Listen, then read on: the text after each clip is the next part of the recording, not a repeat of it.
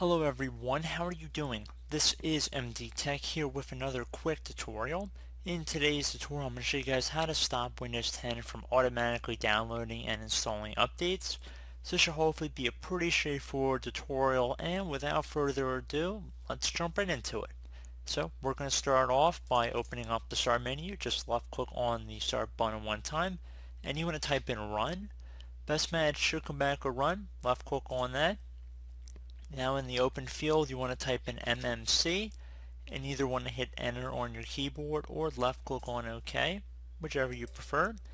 Now if you receive a user account control window for the Microsoft Management Console, you want to left click on yes.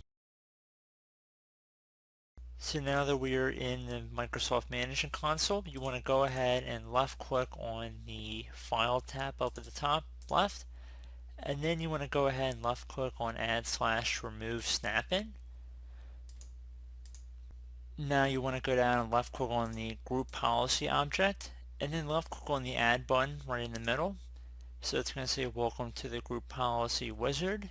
Local group policy objects are stored on the local computer. Use the browse button to select one of the group policy objects. So just keep the default one, local computer is fine, and then once you're done just left click on finish. And now that you have done that, you want to go ahead and just close out of here after clicking on OK. Now I'm just going to expand the left side here a little bit, and we're going to expand the local computer policy. Either double click or left click on it one time, and then you want to make sure you expand the computer configuration folder as well. Go down to administrative templates underneath computer configuration and expand that.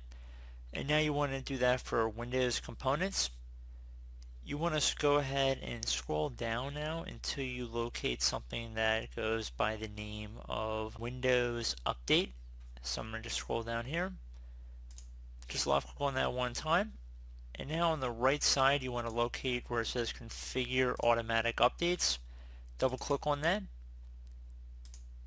So again, double click on that.